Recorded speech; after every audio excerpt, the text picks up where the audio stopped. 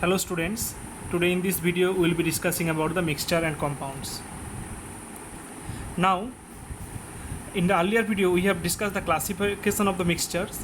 Once again we will be reading here the mixture and compounds, mainly the properties of mixtures and compounds.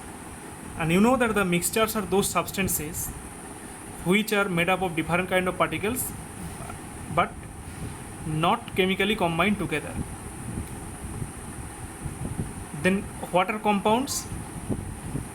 Compounds are those kind of substances which are combined by the various kinds of atom with the help of a chemical force. Now, properties of mixture. What are the properties of mixture? We will be discussing the properties of mixture by using different activities. Let us take that this is a container, and in this container iron and sulfur mixture is taken. Iron is grey in color and sulfur is yellow in color. After mixing it, if you hold a bar magnet over there, you will be observing that the iron particles are getting attracted by the bar magnet. Now, there is a sulfur powder which will not be attracted by the bar magnet. So, by this activity, we can separate the iron from the sulfur by using bar magnet. Okay. Now, this activity proves that component of the mixture can be separated by the physical method like using bar magnet and all.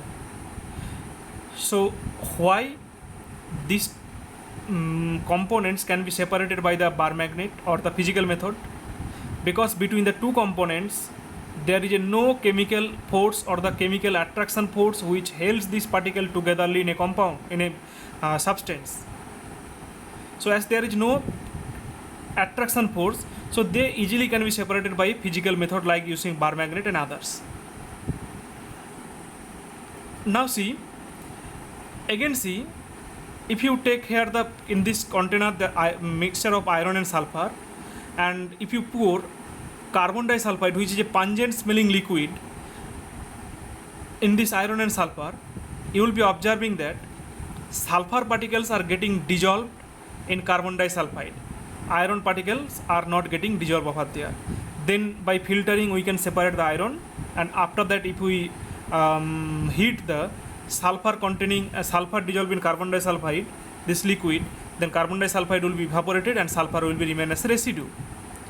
So that means see, this is also a physical method by which we can separate the component of iron and sulfur, and this is, you see that these are also physical method.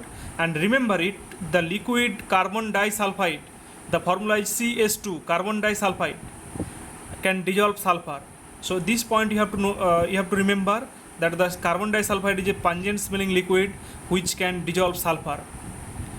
Now, next property will be going there by another activity. See here, in this container we have taken iron and sulfur.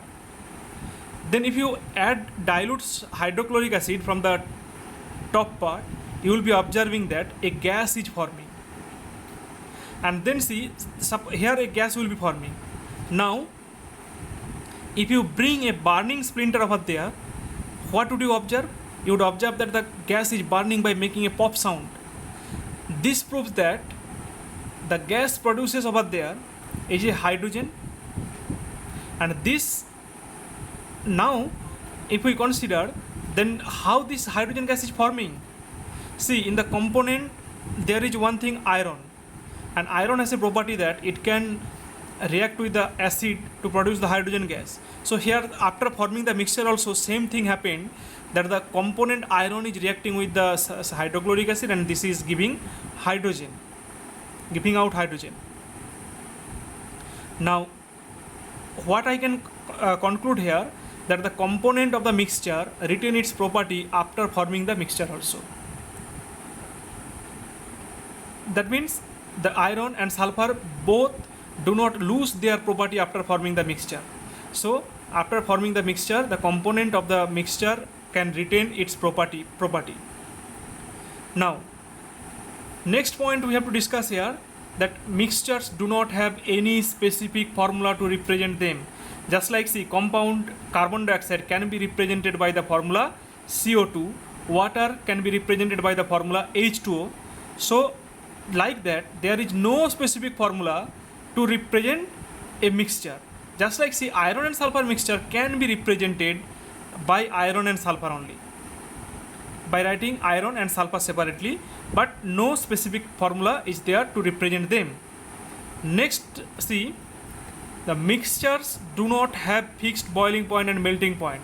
If you take that the iron and sulfur, as there is no chemical attraction force or no chemical binding force, so iron will melt at one temperature and sulfur will melt at other temperature. So that means they do not have any specific formula to represent them. Sorry, they do not have a specific fixed boiling point as well as the fixed melting point. Melting point is not written here, but also they do not have a fixed melting point. That is the end of this video.